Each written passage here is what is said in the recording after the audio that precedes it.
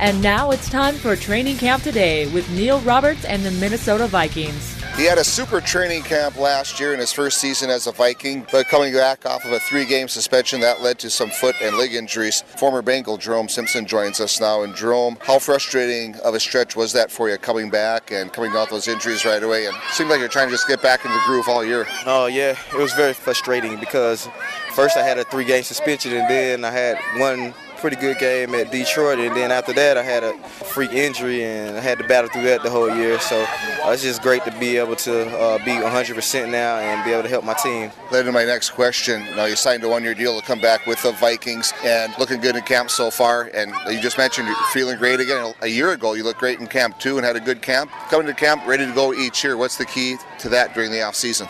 Just doing the best I can in my training and just tightening up my game and running a lot, just to get me in shape and just trying to be a technician with my game. We'll talk the receiving corps when we come back. It's pure Scandemonium at Norse Coast Fest. Don't miss your chance to see Alabama live on stage October 4th and 5th in Minot. Oh, play me some mountain music. With 34 #1 country hits, it's Alabama. Roll on highway, roll on along, roll on daddy too. Buy your tickets today at HussFest.com. Norse Coast Fest, sponsored in part by Trinity Health, Touchstone Energy, Delta Airlines, and SRT.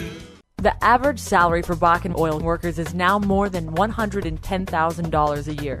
Job Service North Dakota also says that the state's average annual wage has jumped nearly 75% the past decade. Log on to MidwestOilJobs.com to learn about top companies like Neighbors Drilling, J&J Oilfield Services, United Prairie Cooperative, and Minot International Airport. There are also educational opportunities through Minot State University. That's all at MidwestOilJobs.com. MidwestOilJobs.com. And we're back with wide receiver Jerome Simpson. And Jerome, the team, of course, now is minus Percy Harvin, but they've added Greg Jennings, a first-round pick in Patterson. How's the receiving corps shaping up, do you think? We're a tight bunch group. Everybody wants to work and play together and just be one unit. There's no individuals on our receiving corps. One guy that caught our eye today was Joe Webb. Of course, he's transitioning from the QB position to wide receiver, where he's been back and forth a little bit in camp over the years, but now he's a wide receiver, and he looked good out there today. What do you think of Joe's progression?